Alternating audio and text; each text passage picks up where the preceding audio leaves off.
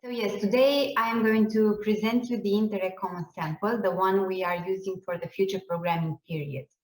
And if we can go to the next slide, please, we will have a look at the outline, what we will be covering in the presentation today. So first, of course, a short introduction, then timing, which is a key issue, and then the sampling design we are going to use, the actions to be taken in case of a material error, and the share of tasks between the audit authorities and the European Commission. If we can go to the next slide, please, we will have a little bit of a look to the introduction. So the legal framework, the new Interreg regulation, as well as the CPR, are soon to be adopted, so to be published, hopefully by the end of June. And they include several arrangements for simplified audit work. One of these proposals refers to a common Interreg sample at EU level. I think this is one of the major simplifications for Interreg programs in the future programming period. And the objective was to significantly reduce the audit efforts and associated costs. If we can go to the next slide, we will have a look at some of the few things related to the common sample, how it works. So the Commission selects the representative sample from the positive population of expenditures declared for all Interreg programs. Then the audit of the selected sampling unit is carried by the program audit authorities. And last, the Commission calculates the global extrapolated error rate for all Interreg programs, again, covered by the common sample. Now for timing, versus the initial proposal of the Commission, the timing was slightly adjusted in the negotiation process. So now the data is to be submitted by the program authorities by 1st of August. Then the Commission has 1 month, so by 1st of September, to inform the audit authorities on the common sample. So that is the moment the audit authorities can start working. Now, to be noted, for the programs which do not manage to submit the data by the 1st of August, either by the 1st of August or fully, so the data is not complete, these programs will have to carry a full audit of operations. And also they will need to provide an opinion on legality and regularity of expenditures. We will see later that in case a program is part of the common sample, the opinion on legality and regularity is not required from the audit authorities. But in case they do not submit the data and are not part of the common sample, then this opinion is necessary. Next slide, please.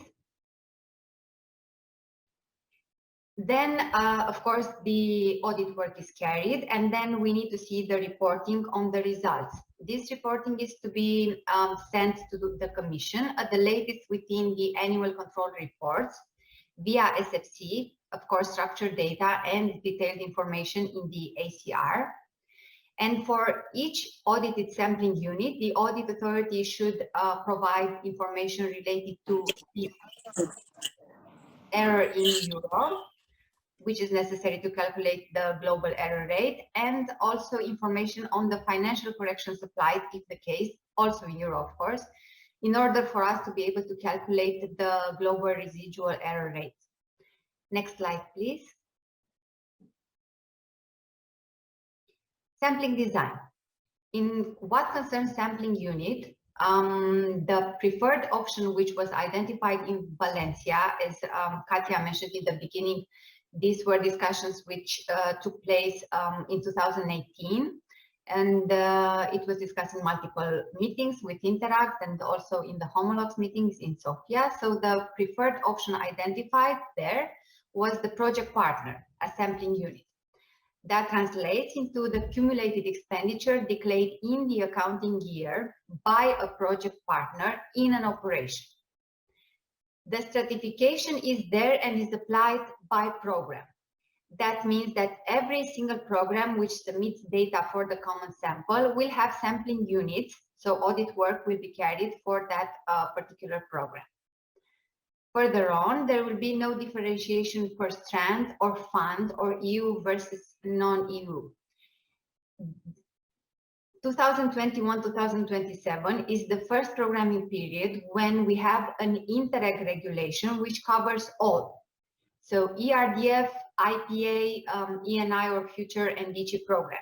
It's the first time where we have all of them together. This is why also in what concerns common sample, there is no differentiation between strands or funds or EU versus non-EU. The selection method is equal probability selection, simple random sampling.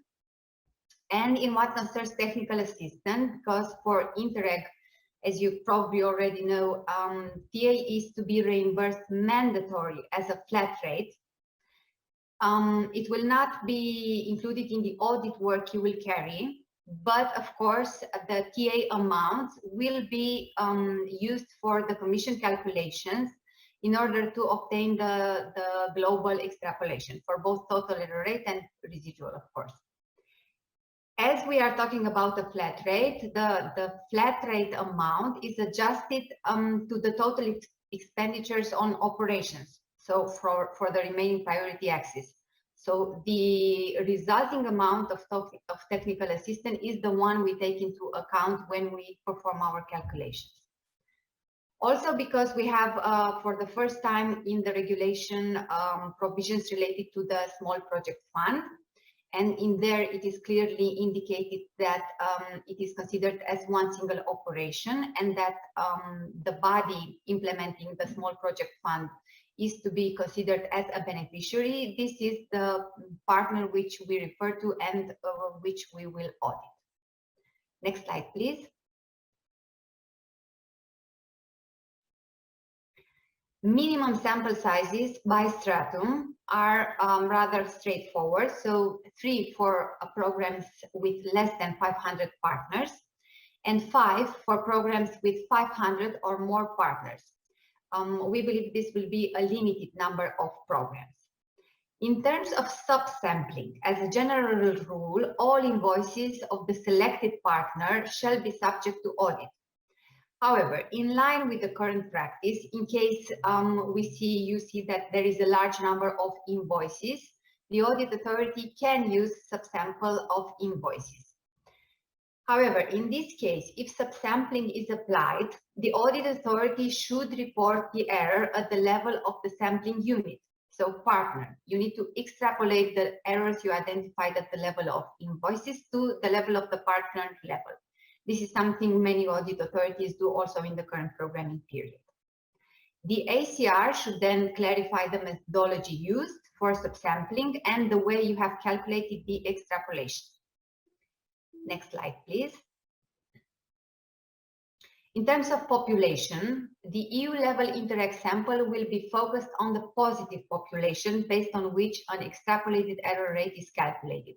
And in the second part of the day, together with Katya and Barbara, you will go through the data to be submitted and the positive population. The Commission does not plan to introduce any specific arrangements concerning audit of negative sampling units applicable to Interreg programs covered by the sample. The audit of negative sampling units can be included by audit authorities in the audit of accounts, as it is in the current programming period. Next slide, please. What happens in case of a material level of errors? First, just kind reminder that we had a very, very good overview in Salvatore's presentation before. So you have seen that in the last 7 years, for which we have data, the total error rate and residual total error rate were constantly considerably below 2%. So from Salvatore's presentation, you have seen they were varying between 0.48, I think, and 1.4%. So considerably lower than 2%. So the chances of this happening are, based on historical data, rather slim. However, in case this worst case scenario happens and the residual total error rate is and the total error rate are above 2%, then we do no automatic extrapolated corrections. The first step is for the Commission to assess the audit results, the work you have done, and to determine the problem. Then the Commission can request targeted additional audit work to the concerned programs. So the ones which have contributed to the high total error rate and of course residual total error rate. And eventually targeted additional financial corrections, again to the concerned programs. There is no time frame set by the regulation, but it is proposed that conclusions from this additional audit work, which may be requested, to be made available by the end of the year in SFC. Next slide, please. Share of tasks between the audit authorities and the Commission. First, the audit authority should carry out a reconciliation of expenditure before the program authorities submit the data to the European Commission. This is rather similar to what happens in the current programming period. Then the Commission selects the sample, and further on, the audit authorities carry out the audit work and report on audit results in SFC and ACR. The audit authority opinion, as I've mentioned a little bit before, on legality and regularity is not required in case the program is part of the common sample. Opinion on accounts and management and control system remains. These are to be provided in the ACR. Next slide, please. The audit authorities are not involved in the extrapolation of errors from the main sample. This is work to be done by the Commission. Of course, as mentioned before, in case you decide to use subsampling, in case of a large number of invoices, then of course the extrapolation is to be provided at the level of the sampling unit partner by you. So this is the only contribution you will have to the calculation. Following the reception of structured data in SFC and detailed information in the ACR, the Commission calculates the total error rate and the residual total error rate based on the information from the audit authorities, of course, from the ACRs. If necessary, following the assessment of the results by the European Commission, the national authorities can carry out additional controls or audit work and implement the required additional financial corrections. These conclusions from the additional audit work, which may be requested and needs to be carried, are to be provided by end of December of basically the following year in SFC. Next slide, please. This is timing, an overview, which hopefully makes a little bit more clear the way things will happen in reality. So these are the deadlines from the regulation, from the new Interreg regulation. By 1st of August, the data needs to be provided by the program authorities, and then we have, the Commission has 1 month, so by the 1st of September, to provide the samples, to do the sample and to provide the samples to the audit authorities so they can start their work. Then by 15th of February, just as it is happening in the current programming period, same deadline, the audit authorities will need to provide the ACRs and to report on the audit work they have carried in this period of time. Further on, by 30th of April, the following year, the Commission calculates the total error rate and the residual total error rate and requests additional audit work if necessary. So if the residual total error rate is above 2%. Then by the end of the year, the following year, the results of the additional audit work will be communicated to the Commission. Next slide, please. Here we have an example of an early submission of data by the program, because that is possible. The example is with May 1st, but it could have been 1st of April instead, or 1st of March if the program would submit the data that early. So in this example, we have the data provided by the program by the 1st of May. Now, this can be submitted if the data for common sample can be submitted if no other expenditures are to be declared to the Commission in the accounting year. We need the data to be stable in order for us to calculate the sample. 1 month later, the European Commission provides to those early programs the sample. So for these early programs, the sample will be 3, the initial sample will be 3 or 5, subject to the number of partners in the program. As said before, below 500 is 3, above 500 partners in the program is 5. Now, by 1st of August, the remaining of the programs, the ones which did not opt for early submission, will provide the data. Further on, 1 month later, the Commission calculates the rest of the sample, so the global sample. Now, in this case, subject to the number of partners included and subject to the operational programs involved in the common sample, the sample of the early programs, which again was 3 or 5, may be revised when the totality of data is available now at our level. The remaining of deadlines are the same, so unchanged from the previous slide. 15th of February to submit the ACRs, then 30th of April for the Commission to calculate the total error rate and residual total error rate and to request additional audit work if the case. And then by December, results of the additional audit work to be communicated to the Commission by the audit authorities. Next slide, please. And final slide, actually. So just an overview, a summary information on time frame related to the audit of operations. Submission of data 1st of August, deadline in the regulation. Sample selection by the Commission 1st of September of the year end. Reporting on audit results 15th of February, year end +1 in ACRs and SFC, structured data. In case of material error systemic deficiency, the Commission will ask for additional audit work following assessment of ACRs by 30th of April, year N +1. And then lastly, targeted additional work if needed, only for the concerned operational programs. The conclusions are to be provided by the end of December, year N +1 in SFC. Thank you for your attention, and we are here for questions.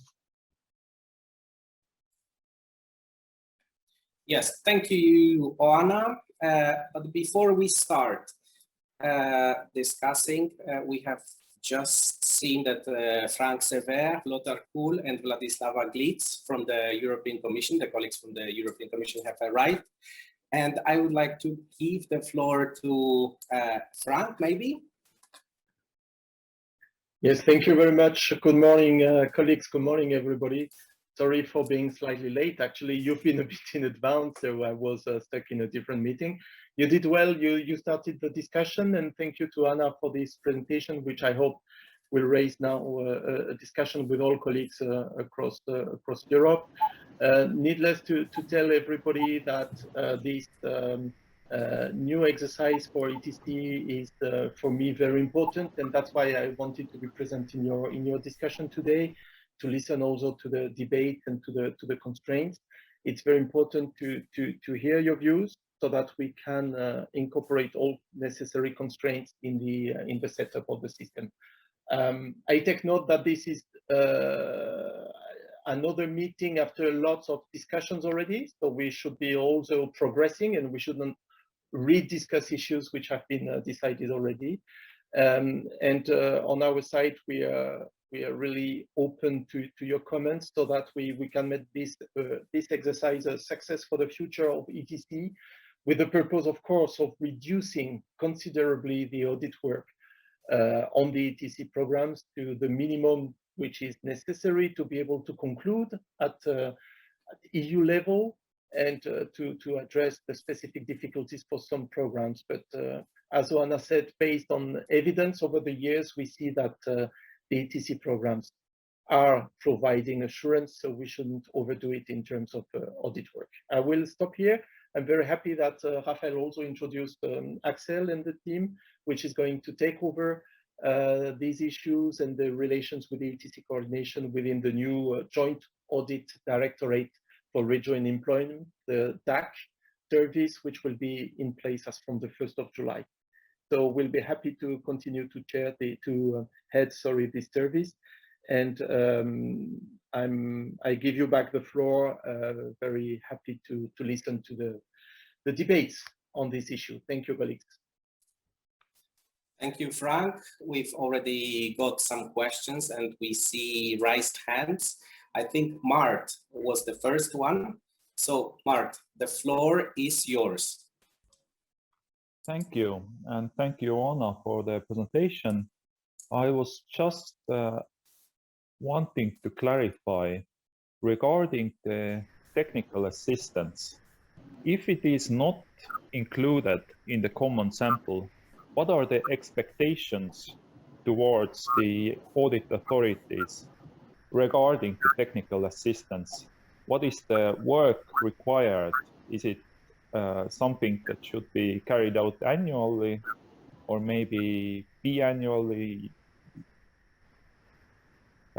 Something maybe once or twice per programming period? What are the plans regarding that? Thank you. Thank you, Mark, for the question. So for technical assistance, as mentioned in the presentation, it is not to be covered in the audit work for audit of operations because it is considered a flat rate. However, technical assistance contributes and is part of the management and control system of the program. So with this money, the European Commission actually finances activities which are related to the well-functioning of the program. System audits are still there. They are still to be carried. As mentioned, we hope to see in the ACRs an opinion on the management and control system. So based on your assessment on your audit strategy, on your decision on how to perform the audit work, you will need to envisage necessary information for system audits, also related to the entire functioning of the management and control system, including the way the technical assistant is contributing to those funds. And because the technical assistant is a flat rate, every single financial correction which happens at the level of the priority axis, so when it is reported to the Commission, it is automatically reflected in the technical assistance, just like it is the case for any flat rate. So automatically the errors which we see in the population, which we see in the operations, in the projects, are also reflected in the technical assistance because we are discussing of a flat rate. Well, thank you again, Anna. Just one more clarification. Would that mean that for every year within the annual control report, we should also separately give an opinion on the technical assistance as a part of the as a distinct part of the management and control system, or would it be like reasonable to do it, let's say, once at the beginning of the programming period while we go over the system and how it's built up, and then we can not do it every year again? In the regulations, there is no such legal requirements to insert an opinion on technical assistance in every year. So the requirement is to have an opinion for the management of control system. So you as audit authorities know very well when you need to look at the way the technical assistance is used in order to make sure the management and control system is functional. We at the level of the European Commission, of course, look also at this data. So we check if the management and control system works when we receive the ACRs from your level. Thank you. No further questions. Okay, Mart, may I just intervene quickly on this? On technical assistance, I would like to reassure you, any amount which is set at flat rate, you're going to check in your accounts that the right flat rate was used for the right amount, full stop. And we don't ask you anything more. So this is ultimate simplification. Thank you. Thank you, Oana and Frank, for these answers. I think Mart was very content, showing his thumb up. We have 3 more questions. There is one from Elena. So Elena is going to start. Then there is Anne-Christelle, and then there is Bolas. The first one was, and these questions are in the chat actually. So Elena, how the sampling performed by the EC will be linked with the system audit results? I think I touched a little bit on that before. So For the audit of operations, the audit authorities will not submit, as you know, an opinion on legality and regularity. This is to be decided and taken at the level of the Commission. The opinion on the management and control system is provided by the audit authorities. As always, we have the global overview, so both the data from the ACRs related to the management and control system, the data you have reported for the sample, and then our assessment of the results of this audit work. So they are to be looked at together, just like in principle what happens now at the level of the Commission. Elena, as we cannot see you, are you satisfied with this answer?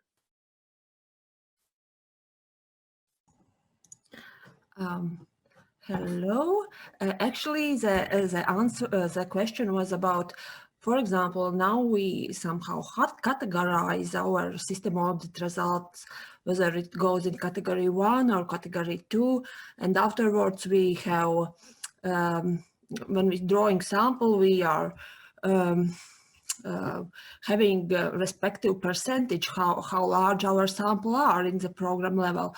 The question was about whether the Commission also will analyze the system audit results, and the sample amount will depend from the results from what system shows whether it works well or not.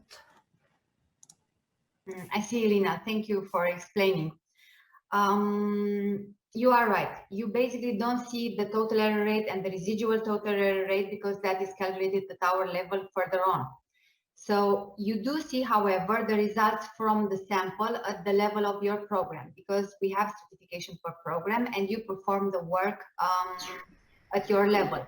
So this data is available at your level, and you can use it when you do your assessment related to the management and control system. Yes. Excuse me, can I quickly answer, clarify something? I had some connection problem. I don't know whether I heard well the question, but just to confirm that the sampling parameters will be determined by the Commission in cooperation with the Professor Coelho.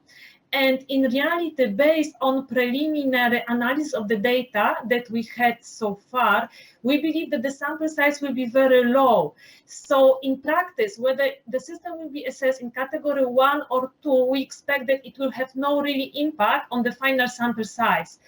We think that for majority of the program, most of the program will have the minimum 3 or 5, depending on the number of the partners. So we will take into consideration assessment of the system for each exercise, but we believe that it will have much lesser role for the final sample size as it is currently.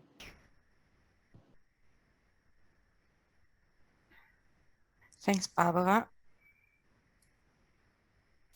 Yeah, this answers everything, I think.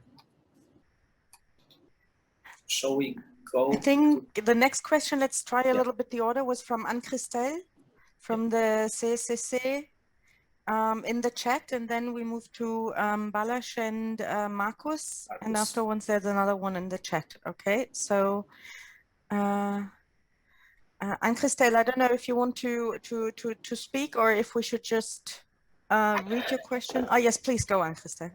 No, hello. My question is because we have doubts about the timing. Is it possible to have the sampling before August or September? Because in France, we make the sampling in May or June, and we have more time to realize the audit of operation. Thanks. Thank you for the question. Yes, it is possible. This is why we've included in the presentation an example just for you to be confident that this is possible. So if you submit the data to the Commission by 1st of May, let's say, we will provide you with the sample back by the next month, so 1st of June. Okay, perfect. Yes, so maybe just if I may just clarify, this was one of the agreements that that happened in the last 2 years after we started discussing that there will be a early sample, as it is now it is a practice in Interact to gain time to have an early cutoff date for reporting expenditure, and therefore drawing the sample for the audit of operations early. And this practice is part of the agreement already made and to be kept also once we're actually moving into to the implementation of the common sample. So Katja, maybe one word on my side, and to Anne-Christelle also and colleagues. Of course, we organize this so that we can provide you early information on the 3 to 5 items to be audited by the audit authority. It requires that we receive appropriate data sometime in May. If it comes in June, you will have the small sample in June. But it requires also that you are very clear in this communication whether this is really the last piece of expenditure which is declared, or if one has to expect also further expenditure. And in an event, we will have to make a kind of wrap up in the summer by August to see what are the remaining expenditure which is being declared on all programs, and whether we need to adjust the sample for each program or not. So we will certainly provide this information early in advance, but it requires really to have definitive and good information at that time, and with the possibility to slightly adjust the sample, meaning one possibly additional sample item to come in the summer. But I think that this one additional sample item may not be a catastrophe if it comes. Thank you, Frank. I think we can end here with the timing question. Bolas wanted to ask about the performance of audits on operations. Bolas, what is your question?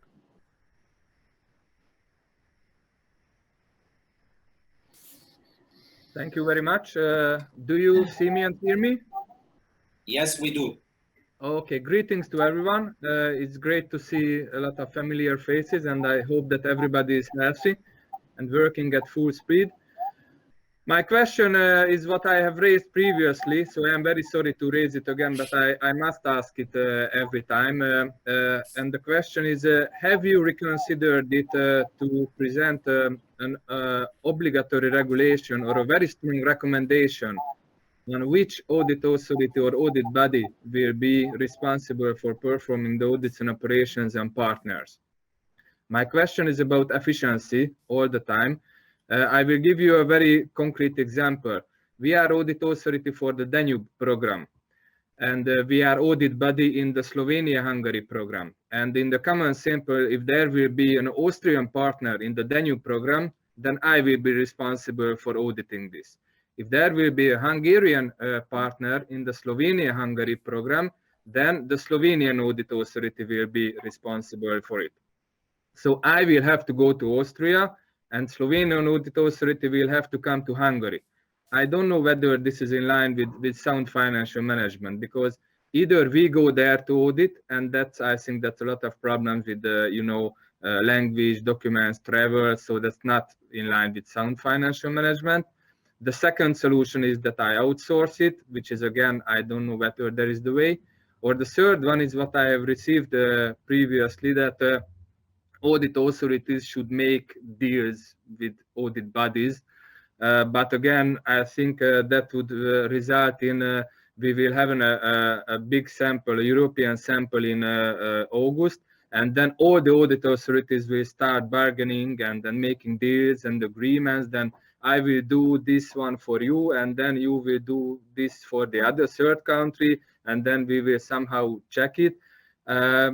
I think this common sample it's a really great idea for simplification, but I think that a second step should be there, that if a partner falls into the sample, then the audit authority or audit body on whose territory, like geographical territory, country, the partner is, that audit body or audit authority should make the audits on operations.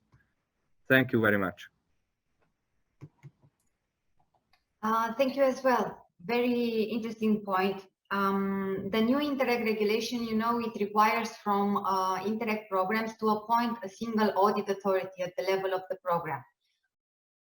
The regulation also says that in case the audit authority does not have authorization to carry out audits on the entire territory, then a group of auditors is to be set up.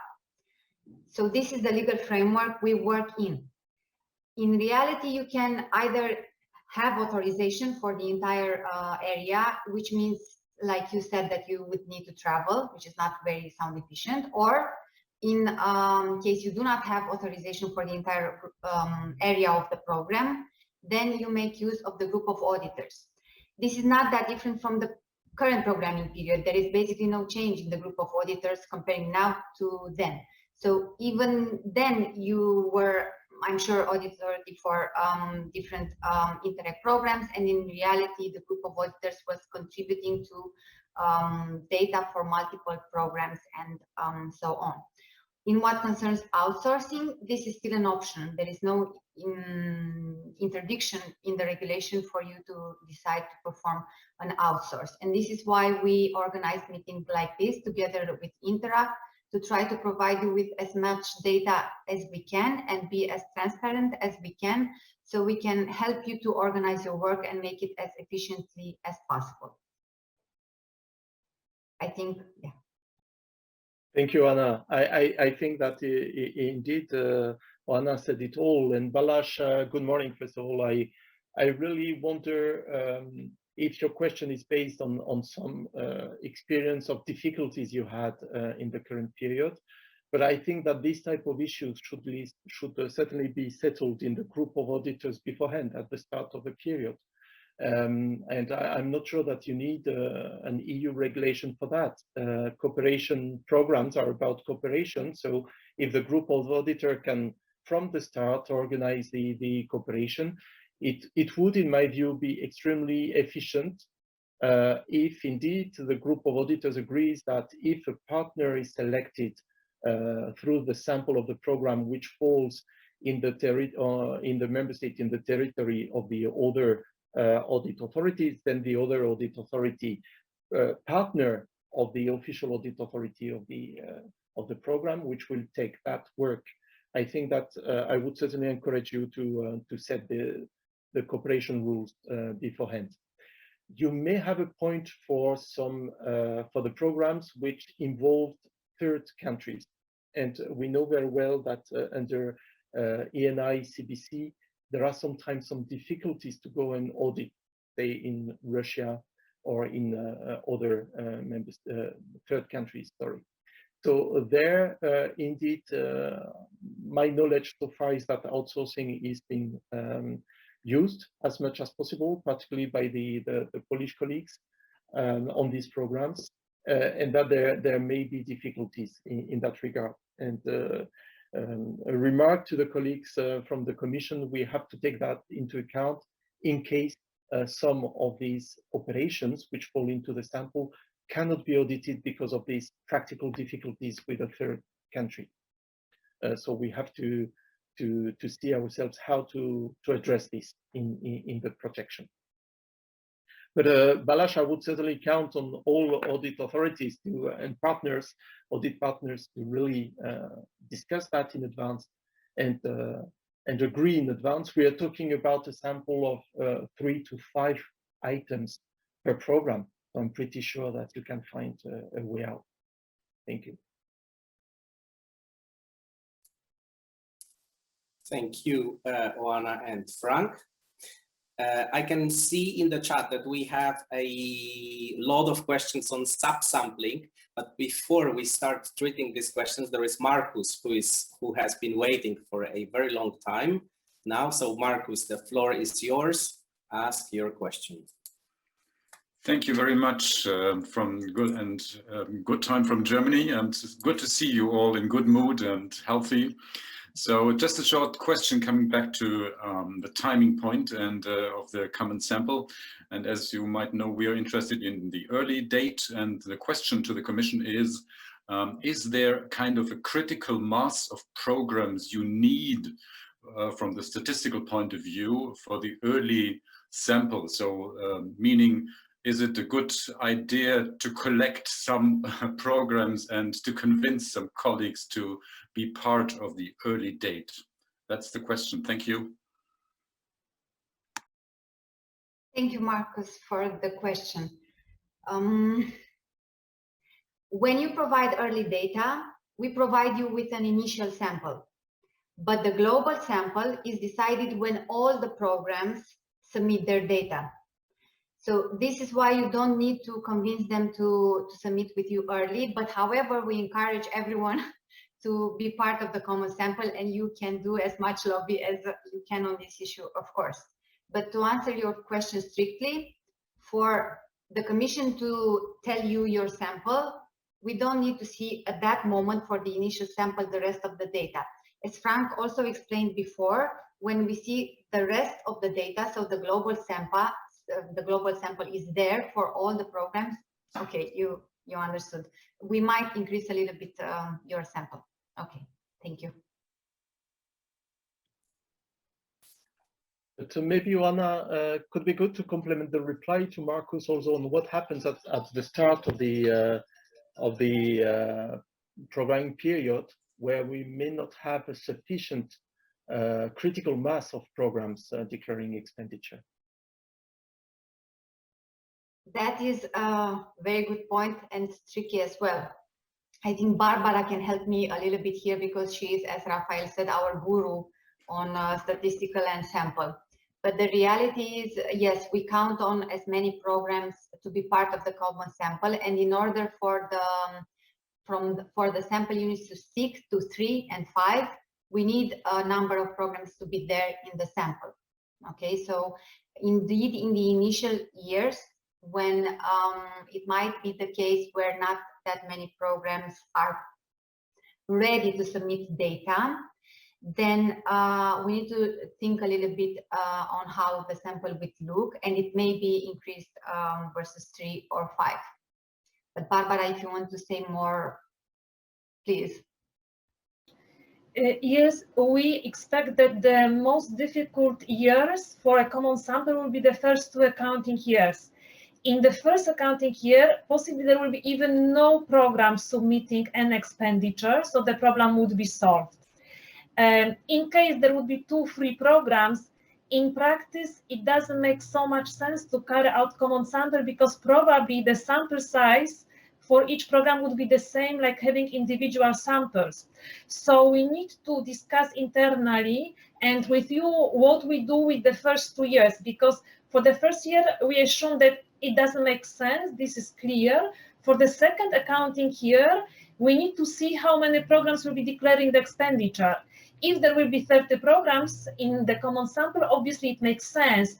If again we will have the situations that there will be some delays in program implementation, and in the second accounting year we would have 5 programs, then again we have the same problem like in the first accounting year. So we would like to know, first of all, whether there are expectations that there will be an expenditure declared in the first year. And for the second accounting year, I have the feeling that we will be able to make a decision a little bit later, when we already know what are the delays in program implementation, subject to how many programs are adopted and what are the plans about declaration of expenditure. Can I maybe also add something, because there's another new element coming into game that is not so much of your concern, but it might have an impact. And Ishka, thank you for your patience. You've been really very patient. But next up, the thing is that in the future, TA will be linked to project expenditure. So indeed, with this tool, programs have a high incentive to report as early as possible project expenditure, because only then they will receive the needed technical assistance to implement the programs. It is a very unpredictable element at the moment among MAs, what that means in practice. But from discussions that we've seen, it goes very much into early approval of the programs, early setup of first calls, early reporting of expenditure.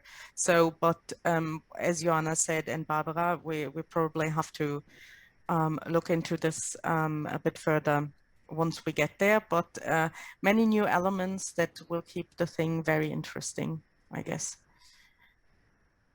Barbara, you wanted to continue to complete?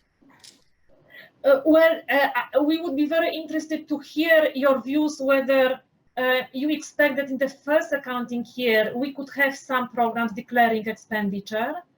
And for the second accounting year, I think that the decision can be so that in June already now we could discuss internally and decide what we do with the first accounting year.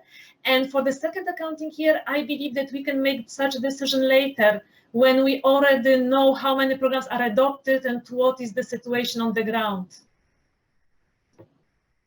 Yes, maybe if we can ask colleagues if you already know if for the next programming period, because we also asked you in the registration, but I think we weren't clear enough. If any of you are aware that it is likely that your program for the 21-27 programming period will report expenditure for the accounting year 21-22. Please indicate in the chat or directly to me or Przemek. It would be very interesting because it has an impact on setting up systems. But now with this, Irshka, please. Thank you, colleagues. Hello, everybody. I already raised a few questions in the chat. My first question was covering the subsampling, which is, as I can see, everybody are pretty much interested in. I think it will be better to discuss it after that.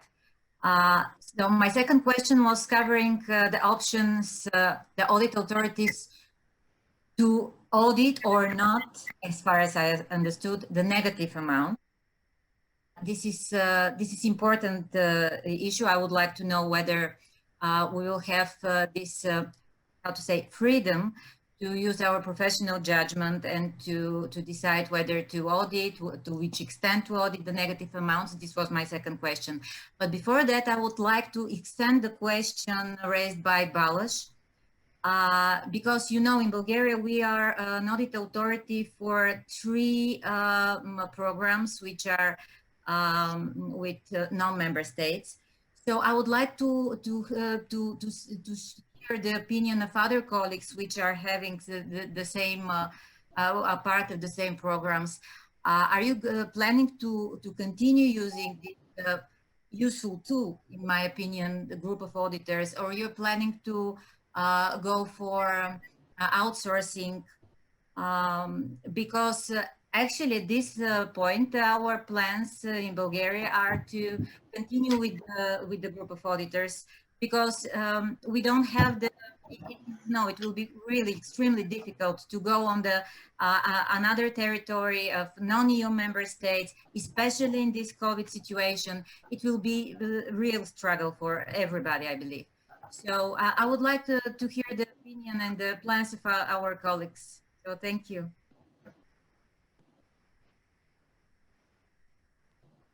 Thank you, Irshka. Barbara, Joanna, I see you're both unmuted. Please go. Well, I'm not muted according to my computer, at least science. I will answer about the negative population. Concerning negative population, there will be no difference as compared to the current programming period. In our sampling guidance, we have a section about this, which clarifies very well, I hope.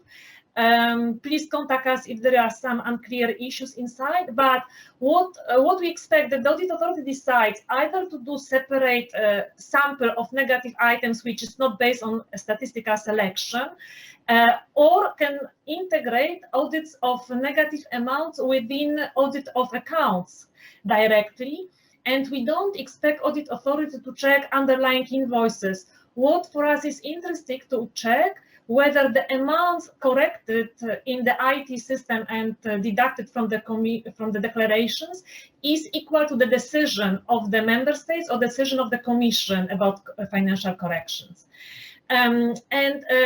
we clarified in our sampling guidance that it's up to the audit authority to decide how to select these items. It could be based on professional judgment, which items will be selected, for example, based on risk assessment, but still, so that every negative item had some chances to be selected, we would recommend that it is accompanied by the random selection.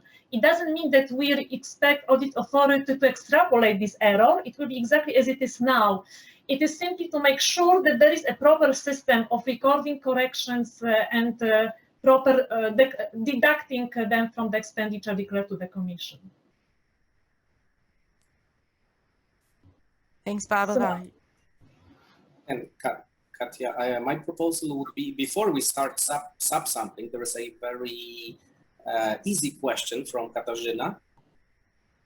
When will we receive the information on the scope and format of the data, as well as the method of their transmission to the European Commission? This is so easy that we could answer that, because this will be treated in the next session, just after lunch, which is called data exchange. But we're going to discuss all these details, the tables, and how it's going to be transmitted to the European Commission. So Katarzyna, we are going to treat this in the next session of today.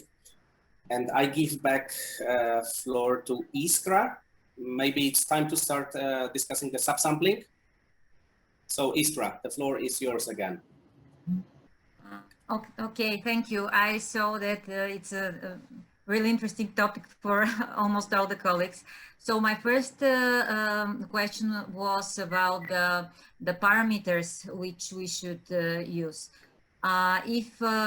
Because you know now in the current guidance, we are obliged to use the same parameters as we used for the main sample. So well, my question is, first of all, whether we will be informed and we will have information on the parameters used, whether we will be allowed to use another statistical sampling methods, for example, MUS, or what if we'll be allowed to use for smaller amounts of invoices, let's say, or a type of expenditures, whether we will be allowed to use non-statistical sample as well, which of course can be used in you know, small populations. The rules will not change as compared to the current programming period, but I know that there are some misunderstanding due to the wrong or misleading wording of the previous regulation that we have in the meantime corrected. So about sampling parameters, the confidence level indeed will come from the main sample, and we will communicate to the audit authority. The other parameters, like standard deviation of errors and expected error, can be decided by the audit authorities based on professional judgment on the basis of the, for example, historical data for similar operations. Or the audit authority could simply use a pilot sample of 30 items. Now, since at the level of the main sample we have statistical sampling, it means that at the subsample level we also require statistical sampling, meaning at least 30 invoices. It means that in case your population of invoices is less than 30, you need to check all of them. As soon as you have more than 30 invoices, you could apply subsampling using statistical method, and it is free choice of the audit authority whether it will be MUS or simple random sampling. The method at the subsample level can differ from the method at the main sample level.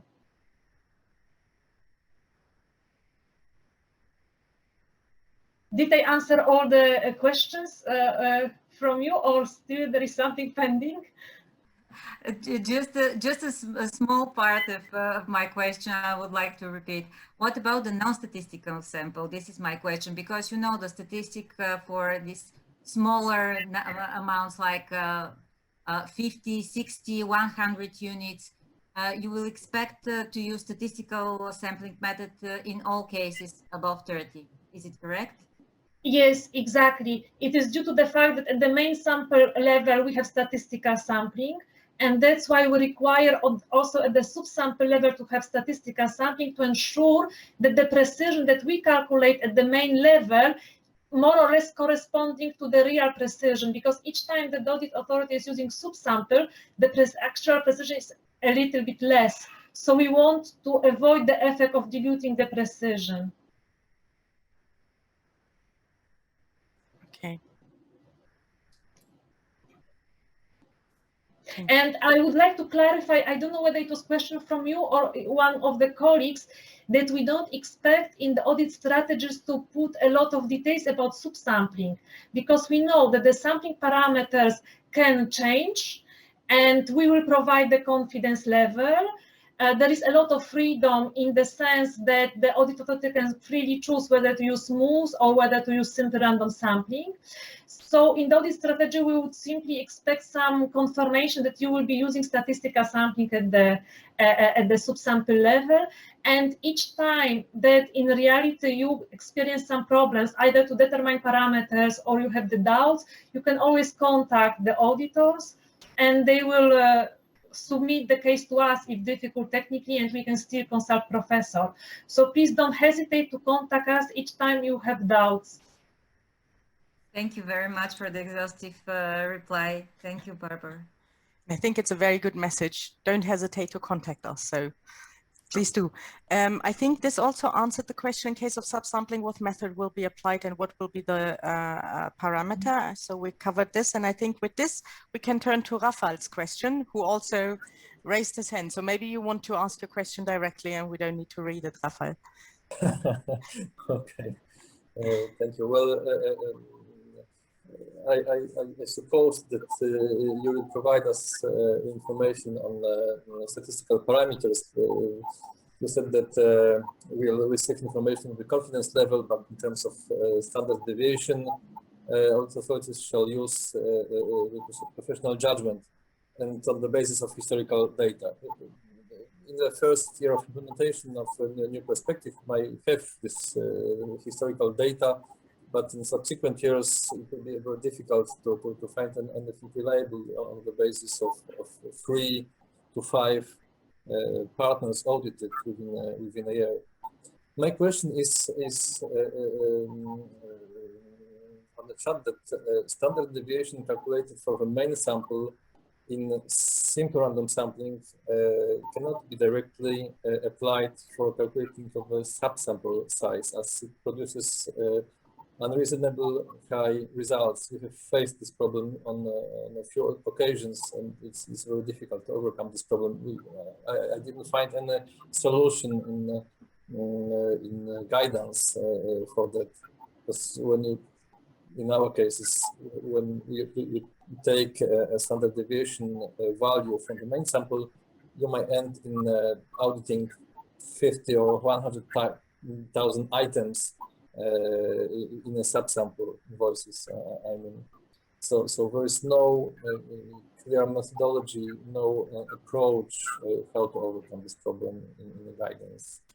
We might, of course, use our professional judgment for that, and basically enter 0 in such cases. I don't know what's your opinion on this issue. I believe that there are 2 solutions. One is to take any similar operation that you have ever audited in the past to have some approximation.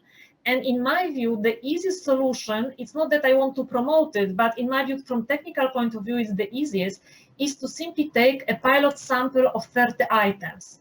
Under assumption that anyway, these are well-performing projects, with 30 items, we will get conclusive results. And in this, you already close your subsampling for this individual operation. So obviously, you are welcome to take any historical data from any operation that you know which has similar characteristics. You can adjust it based on your professional judgment. But in my view, in case of doubts concerning parameters, the pilot sample is the easiest way to deal with such situations. We know from experience. So basically, we select a pilot sample, and then after having audited 30 items, we name it. It was our destination, our main sample, subsample. How is it organized? You select pilot sample, yes, for like 30 items, and on the basis of the audit results, You do what? You do expand your sample or simply live with 30 items you have audited? I'm not sure whether I understood you very well because there was some connection problem, but to confirm that indeed when you have a pilot sample of 30 items, you select it as if it was the final sample size. Okay. You want to see what is the result. And now if you, based on this 30, you realize that this is, it will be always the case if you have no errors. But even if with the errors you have conclusive results based on these 30 items, this pilot sample becomes your final sample. So there is nothing else to do. In case it turns out that the results are not conclusive, then based on this pilot sample, you calculate parameters and you increase the sample size. You take some additional items.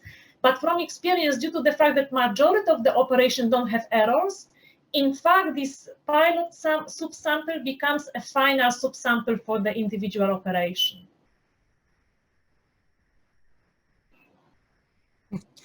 I think Rafael looks satisfied. May we propose to close the, there were two more points from the chat on subsampling. So Barbara, don't mute yourself, stay where you are. The first one is in case of a subsample, what methodology for the extrapolation of the errors is to be used by the audit authority? I'm not sure if we have, or if this question was answered exhaustively. And then there's another one, Dorota, and also from the Greek colleagues, there are two questions which we propose to take after once we close the sampling and subsampling issue, and that's hopefully fine. So extrapolation method will depend on the selection method, and it is free to the audit authority to decide which selection method to choose. Either the audit authority is using equal probability selection, simple random sampling, and then extrapolates according to what to the formulas presented in our guidance note, or if it is using PPS Moose selection, then it extrapolates using the relevant formula for Moose sampling, also presented in our sampling guidance note. So as I mentioned at the beginning, it is up to the audit authority to decide which selection method to choose, and then the selection method determines extrapolation method.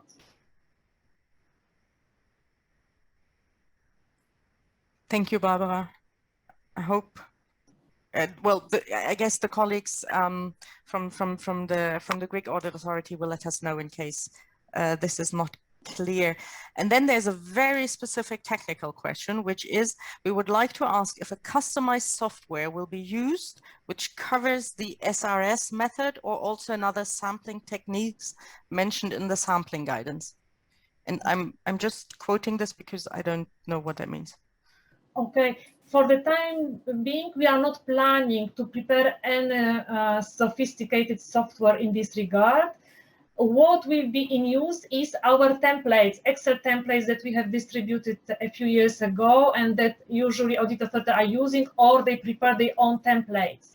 So since the extrapolation method and selection methods will not change as compared to the current programming period, in practice, we expect that the audit authority will be using our spreadsheets already used now, or if they prefer, they could develop their own templates or their own software in this regard.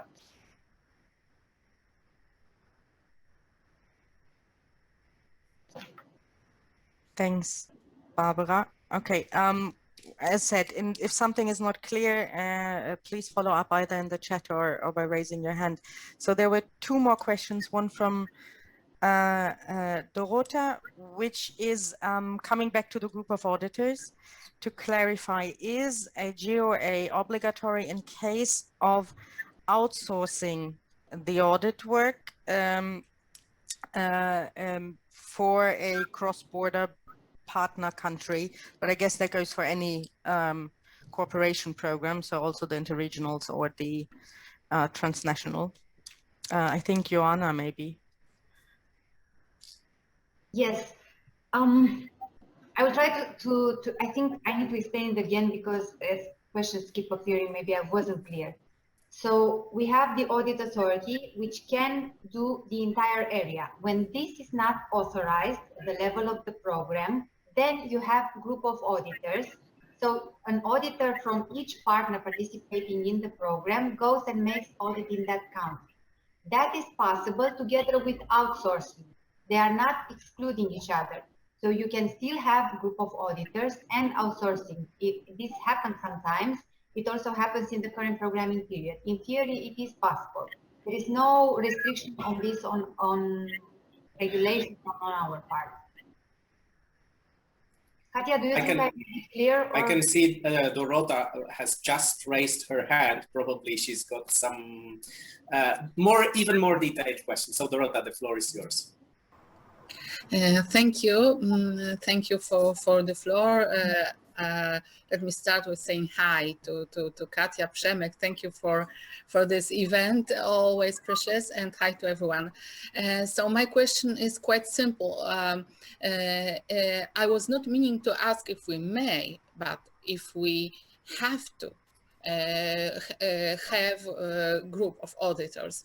Judging by the first commission project of the regulation, we thought there was no intention of having group of auditors. So what happens if we don't arrange for a group of auditors and base our work on the authorization and the outsourcing?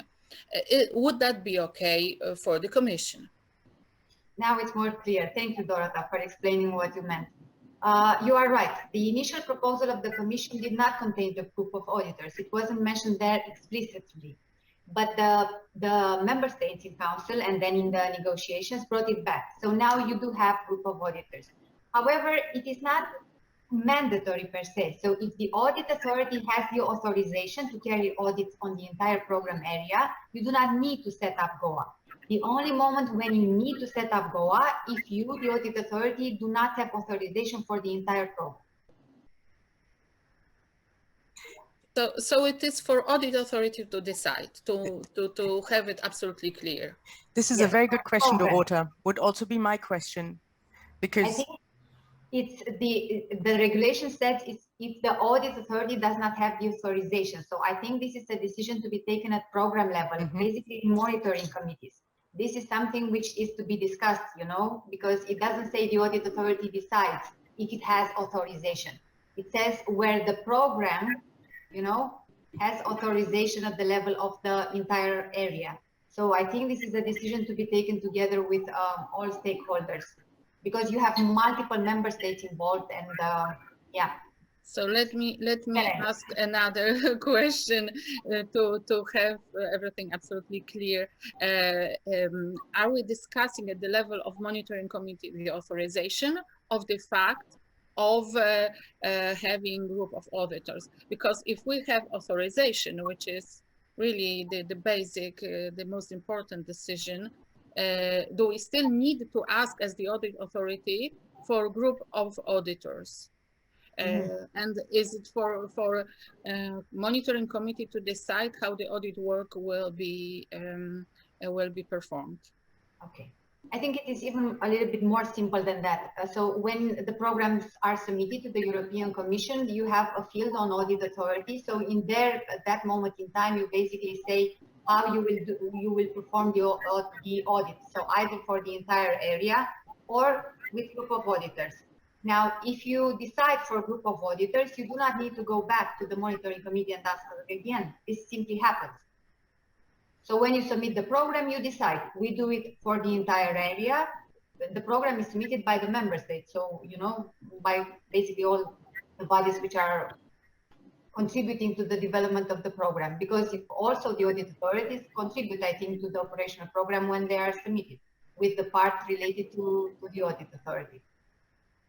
So at the moment of submitting the operation program, if we indicate that we are doing audits at the entire area, we don't need to mention a group of auditors, right? Correct. That would be in line with the regulation. Thank you very much.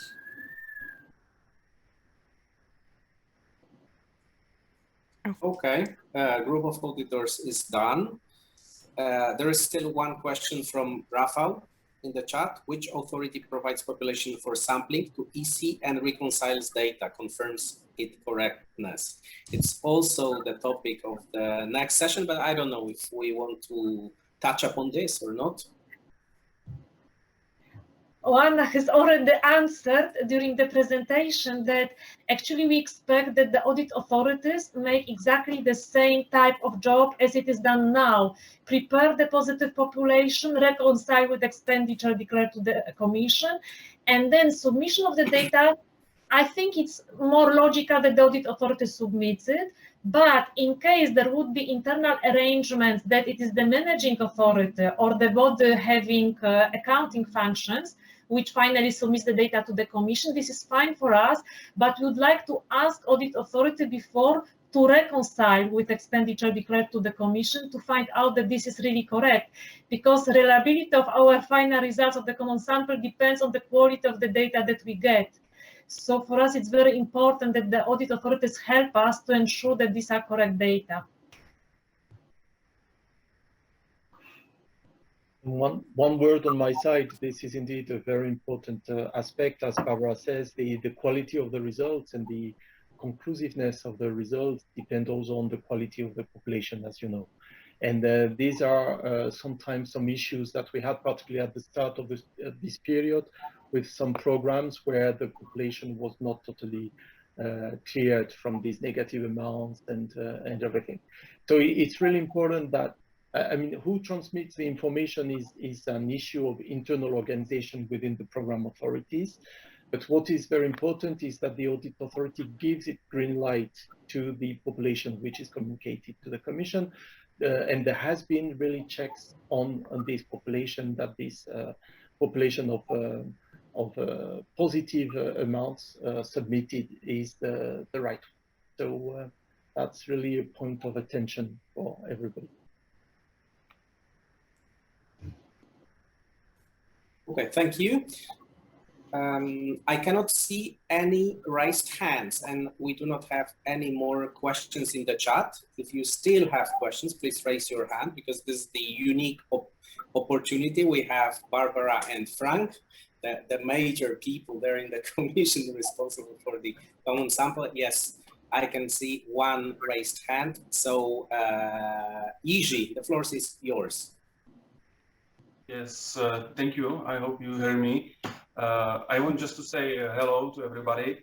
And I had a question, because in the presentation you mentioned the minimum sample size of 3 to 5 items. But my question is whether there is a limit for the maximum sample size. For example, if the system is category 3, what can we expect that the requested sample size will be for the selection?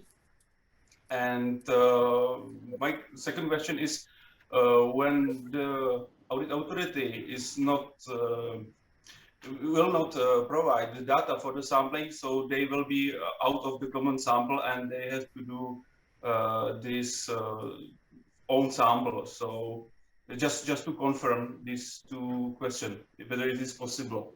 Thank you.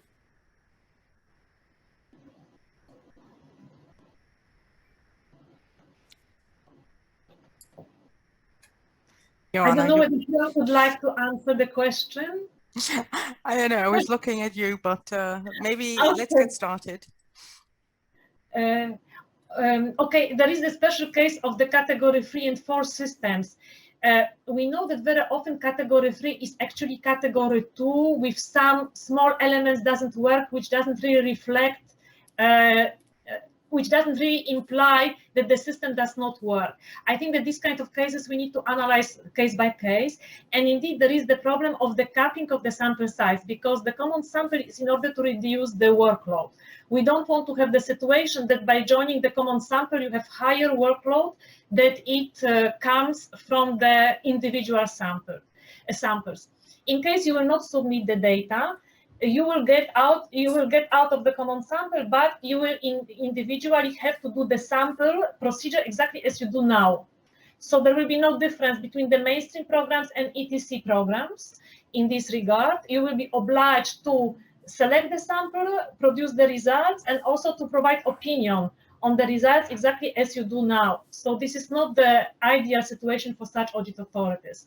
Now, for categories 3 and 4, we need to think internally how to deal with it, because sometimes I have the impression that we have like artificial category 3 is in order to stimulate managing authority maybe to make some changes, but indeed the system is working quite effectively. And now for the artificial categories 3 and categories 1 and 2, we need to think over about possibility of the capping of the sample size to avoid excessive workload. From one side, we would like to have conclusive results for our common sample.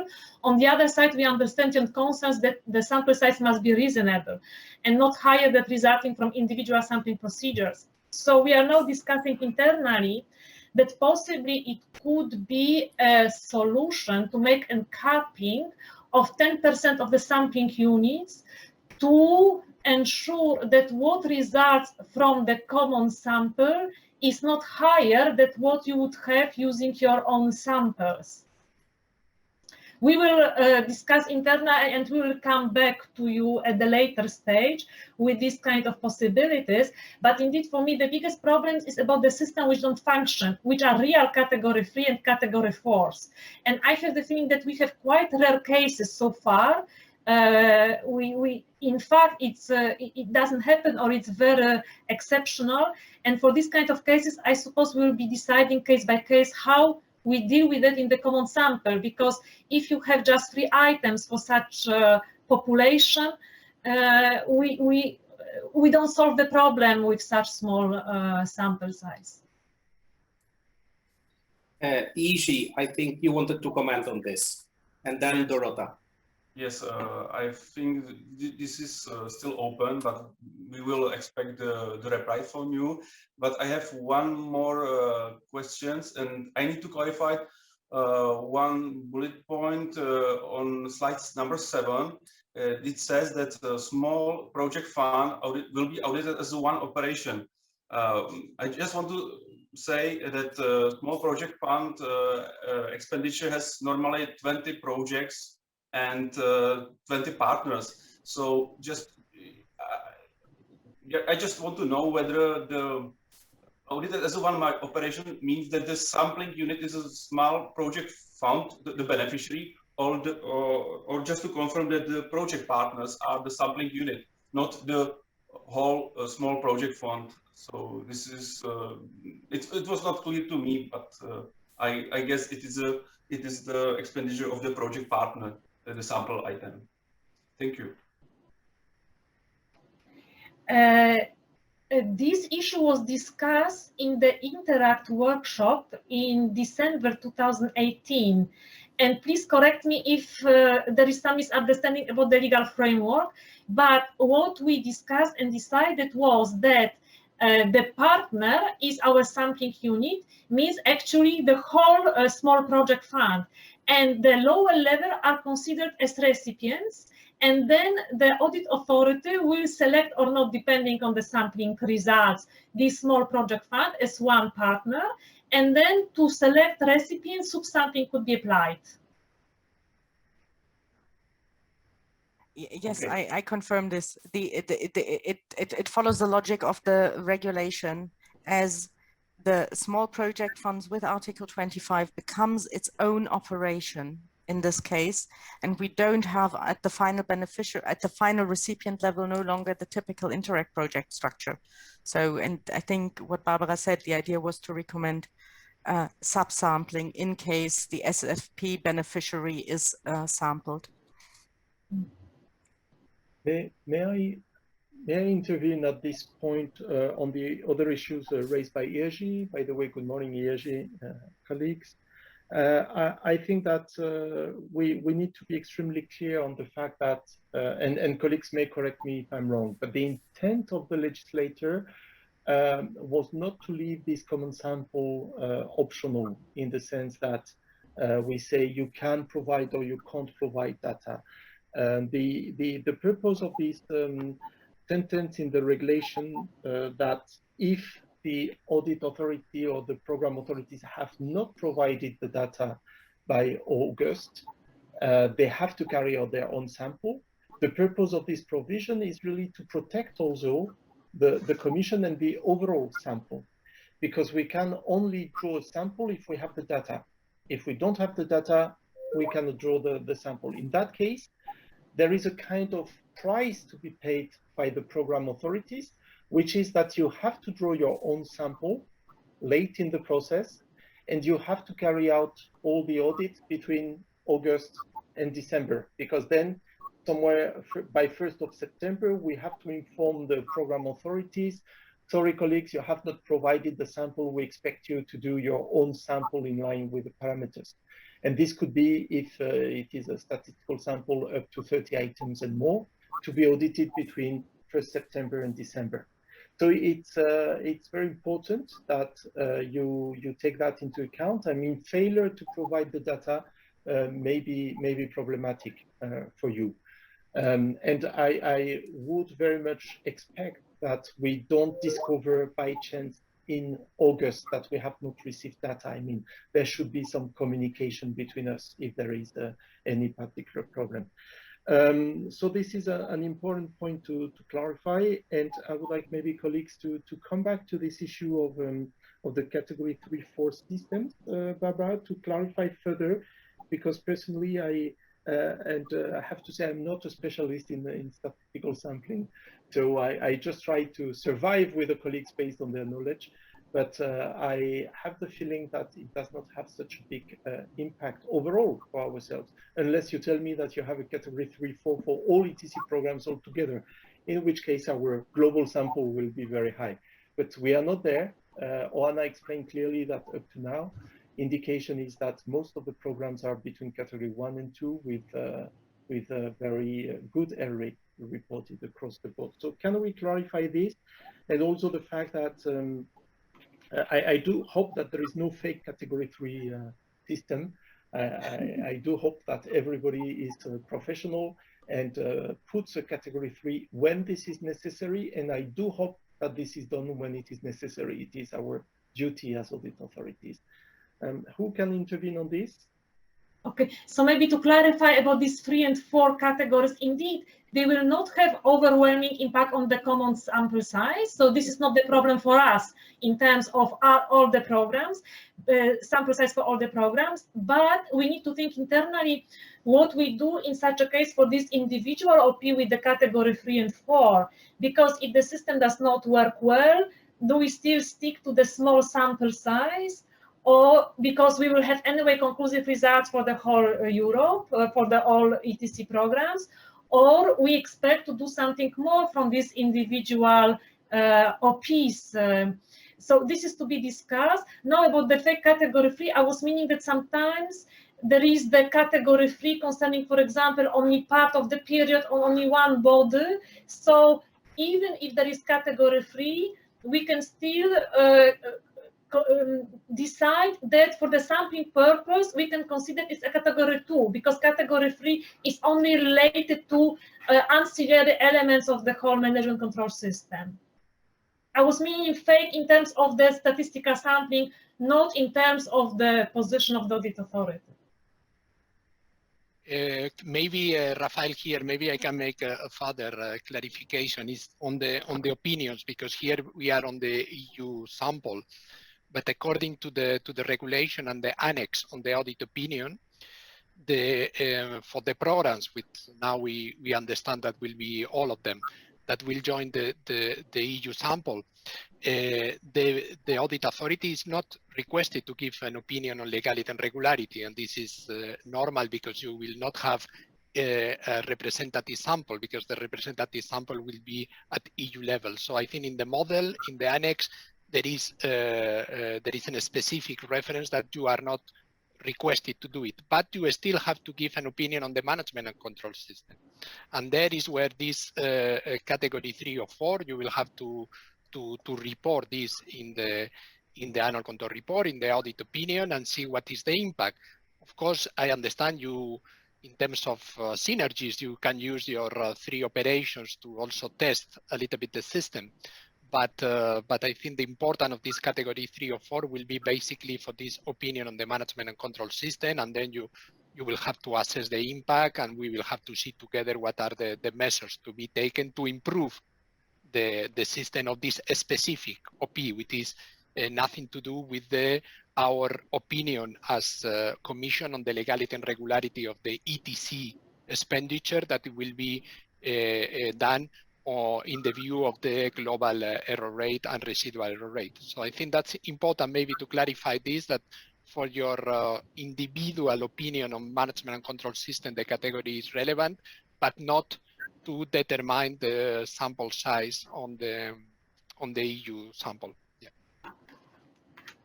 Thanks. And maybe before Dorota finally gets to speak, I would just like also to say that we have I don't see many new programs at the horizon. I see that the majority of programs plan a rollover of processes and procedures.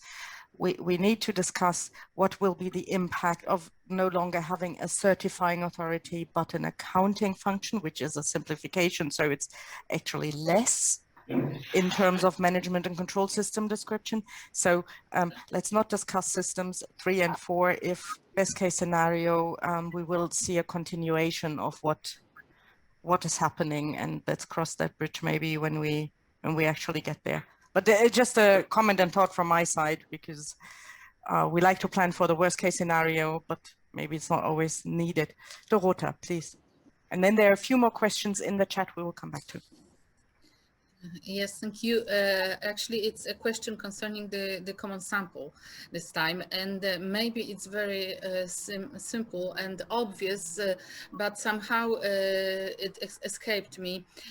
Could you tell me if the common sample the sample that we will receive finally under the common sample will take regard of even division between countries, because normally it could happen probably that we will receive, for example, all partners, for example, Polish partners, in 1 year. Will it be somehow managed? Will there be a matter of a formula? Because if we consider procurement, we would like to know what to expect in terms of assessing the number of tasks for the provider. It's a difficult issue because from technical point of view, if we have stratification, we need to have at least minimum 3 items from each stratum. So now what we propose is that we have stratification by OP, and within the OP, it's up to audit authority to decide whether to have further stratification by member states or not. And each audit authority can make such a decision based on professional judgment. The only problem is that if you stratify within your program by individual member states, it can increase the sample size due to this minimum of 3 per stratum. So we assume, based on the parameters that we see now, that the sample size will be small. We expect that for majority of the programs, it will be 3-5 units. And if the audit authority, which normally is entitled to do 3, would stratify by member state, it would have minimum 9. So this is to decide by the audit authority how to deal with this issue.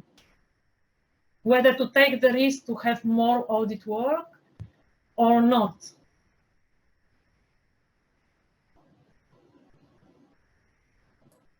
Dorota, that answers, I guess? Perfect. There is one more question in the chat related to the common sample. Martin, if you want to ask the question yourself. If not, I will read it. Is common sample suitable also for programs with less than 10 beneficiaries, including TA? And there are programs like this. There is, for example, Interact with less than 10 beneficiaries.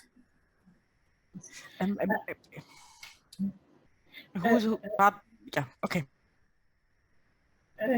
The common sample can be used for any program. The only problem is that we have this minimum sample size of 3 items. And we were aware from Interact that there are programs we have very small number of partners. So far, I knew 2 programs, one with 1 partner and the other with 5 partners, which create a technical issue, because such programs obviously can use EU common sample, but then they will have 3 partners, which means that the sample size will not really decrease as compared to having individual sample. And now I see that there is a question that there is another program which could have less than 10 beneficiaries.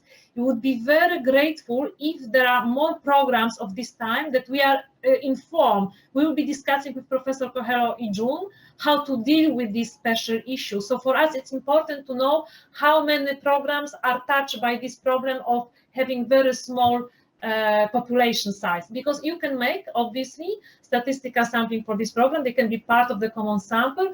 The only problem is that by the minimum number of free items, you actually have the sample size which is very close to what you are doing now using non-statistical sampling. Yes, I think it would also be very interesting, because Barbara, what you're covering is not over time. Of course, in the beginning, first call, you have less operations to look at. But if consistently your program will have a very limited number of beneficiaries due to the setup of the program, maybe the program only consists of small project funds in different priority axes. But yeah, we would be very interested to continue this discussion because we're not aware of it. Maybe if I just may, TA will no longer be part of any sample for audit of operations, because TA will no longer be an operation. TA will come as a flat rate on top of project expenditure. This is and it's important because we do have an the habit of basically every year auditing TA due to a high value stratum, but this is no longer going to happen, just to keep in mind. The subsampling for the small project fund was also a question raised by Martin. As a problem when statistical method is used, usually we have to audit 100%. Maybe, Barbara, I don't know how you see it, but maybe also something to be further discussed on the details for the small project funds, or maybe something comes directly to your mind, Barbara? Well, I'm not really sure what was the objective of this question, but generally we use exactly the same method as in case of invoices. So in case we have a small project fund, which is an operation, a partner, then if the audit authority goes there and it sees we have many recipients, many small projects, we do subsampling of projects, normally 30 items minimum, it could be more depending on the parameters. In case I misunderstand the question or there are some other concerns, you can come back to me, because there could be the next layer in the sense that maybe recipients have many invoices.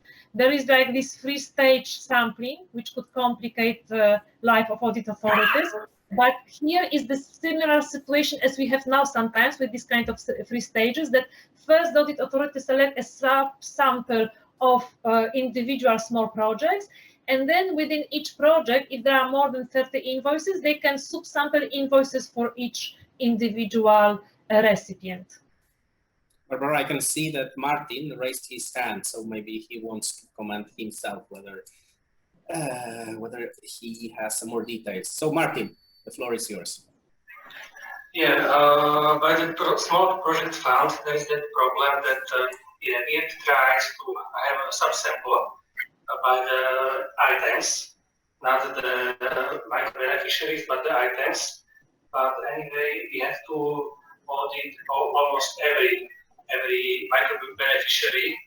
So in the end, it makes no sense for us to make this subsampling. So it's really a problem. And there are many different micro-beneficiaries, and yeah, for us it's just one operation, but it's a huge amount of audit work. There was an echo. I'm not sure whether I understood very well the situation, but I understand that there is the problem with the workload. I don't know whether for each individual recipient there are quite a lot of invoices, which makes that the workload becomes very, very huge. I propose that maybe we discuss bilaterally this issue to understand what kind of solution we can find. For the time being, we don't expect any special rules for this kind of special project. But obviously, please inform us in detail what makes your situation specific so that we could try to find some technical solution with Professor Coelho. Okay, thank you, Barbara. Before I give the floor to Iji, because he's got some question, there is a clarification requested from Orsoria from Hungary. The stratification will be decided by the audit authority, not the commission. Stratification by OP has been decided by the Commission. However, within the OP, it's optional to be decided by the audit authority whether there will be stratification by the member states or not. We don't impose anything, we don't push for anything, but just to inform that stratification by member states has some advantages because you know how the work will be distributed between individual countries, but at the same time it can increase the sample size, because if the program is eligible to have the minimum sample size of 3, by having stratification in case of 2 member states it will have minimum 6. In case it has 3 countries it will have minimum 9 items due to the technical rule of having minimum 3 items in each stratum. Thanks. And maybe, Ursula, please, you wanted to follow up. It's unclear to me how this can work in practice, what the practicalities would be. So the audit authority would give an additional data on per country and ask to be ask the sample to be drawn per country, or how would this work? We will present in the afternoon the data exchange template, and in this data exchange template there is indication for each partner from which country it is. So normally, as the standard rule, we'll be selecting 3 items from all the partners, regardless which country it is. For these audit authorities which would like to use optional stratification by individual countries, we would need to get this kind of information during submission of the data. And then, since anyway the template includes this information, we'll be selecting 3 items from each country, 3 or more depending on the sampling parameters. Thank you. Okay, great. Thanks, Barbara. And maybe just Paul, we kind of skipped over your question on the question of common checklist for audit authorities. Maybe just as a hint, we're going to talk about this also tomorrow. So Paul, it's not forgotten or ignored, just let's pick this up tomorrow and how this can also help potentially the common sample. Jerzy, you've been very patient. Yes, thank you. Just one last final remark on small project funds and the subsampling.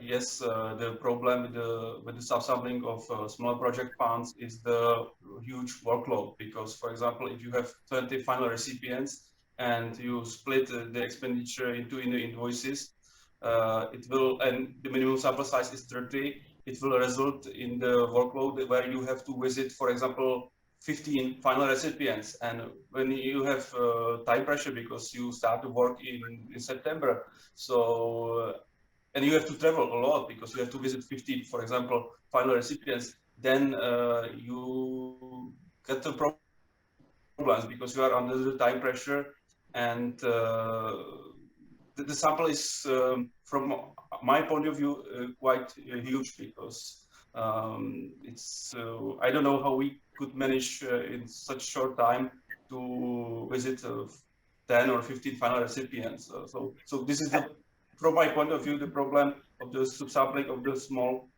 project funds. And I think Martin from Slovakia also tried to, I tried to interpret his words, but I think he has the same view on it. Thank you. Okay, so maybe I could go. Barbara, maybe I can reply to this question, and you correct me if I'm wrong. It's the audit authority which decides at which level the subsampling will be applied. It means that if in one project fund you have 15 final recipients, as you explained, you are not obliged to take all the invoices of all these 15 and do a subsampling of all these invoices. You can first do subsampling at the level of the final recipients. For instance, select 1 or 2 final recipients, and eventually, even within the final recipients, a subsampling if these final recipients also have, and it's this so-called 2-level subsampling method that you then have to apply for the extrapolation. What is important is that every time you do a subsampling, that you have to extrapolate the results using the subsampling approach that you have followed. Because at the end, you have to report the error rate at the level of the operation, which is this project fund. And now what I realized that in fact in some kind of these projects we'll have many invoices. So finally the workload could be very high with this 2-stage sampling. But there are 2 solutions. One solution is either you select your invoices directly from the population of invoices, which maybe it's not so efficient because there could be spread with many partners, or what I think Salvatore was suggesting, you use something which we call now in our pilot exercise regional clustering. It means that first we select a few recipients, and then we select some invoices at the lower level. So altogether we'll have 30 invoices, but they will be concentrated only for a few recipients. What is very important that due to statistical rules, you need to have at least 3 recipients. So you cannot have less. But now I think that since it seems that there is a general concern about this, maybe for this specific situation of small project funds, we could ask professor before each exercise to calculate the sample size for regional clustering for small project funds.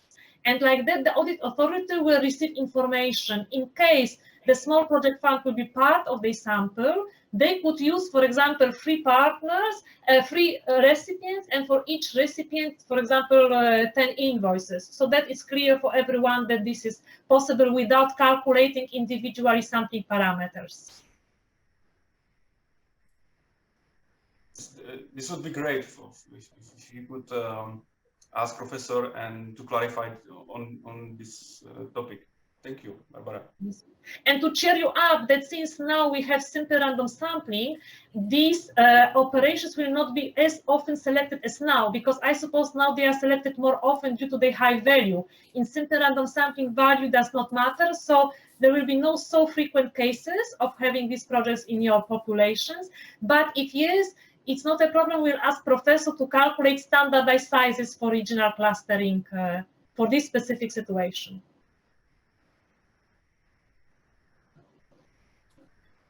Okay, thank you, Barbara. I think here at this point of time we can finish the discussions regarding common sample. Well, we're going to continue in the afternoon, but we're going to have a break.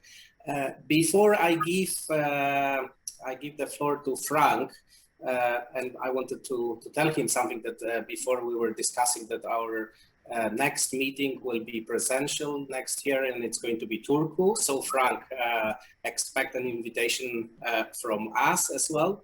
I would like to also thank the colleagues from the Commission for very active participation in this session 1. Salvatore, Oana, I didn't mention you before because you are just like a part of our team. We contact you every day and you have to answer our questions. Sorry for that, but you're a team for us. But of course, Barbara and Frank are not that easy available for us, so it's more difficult. But of course, for the next meeting, we expect all of you to be with us in Turku, and also Rafa, who's going to be there as well. So Frank. Thank you very much, colleagues. Thank you for a very interesting interactive discussion on this, once again, important new step for the ETC programs for the new period. Thank you very much for all the questions. I think that being the practitioners on the ground, your views are extremely helpful for my colleagues so that we can form a tool which is to the maximum possible answering all your queries, all your questions, all your realities on the ground. We take with us from the discussion a few questions and a few clarifications which were raised, and we would be in particular looking forward to any information you may have on the possible situation of expenditure to be declared in the first year or first years of the period, to see how we organize it and whether it makes sense to have the common sample all together in these very first years. And also the situation of some particular programs, particular projects within the programs. I think that this is extremely helpful to further refine the approach on our side. On my side too, many thanks to my colleagues who are working really actively on this to propose you a full process. Be sure that with the change of team and hierarchy for the ETC coordination, there will be good handover and good coordination, continuation of the work. Oana is still in that new unit, but also Barbara, Vladi will continue, Lothar will continue to work very closely on these issues, and Rafael is really next door. When it comes to Salvatore, he will be more than next door, he will be within the very same unit, so be sure that there will be full continuation on the DAC side for these issues. And many thanks for a kind invitation to Turku. Hopefully I can make it, and I will be happy to join if the situation allows. So many thanks. It was very nice to see many well-known faces and other colleagues on the ETC, which I don't always have the possibility to meet. Many thanks to all of you, and once again, great thanks to Interact for organizing these meetings, which are extremely helpful. Many thanks.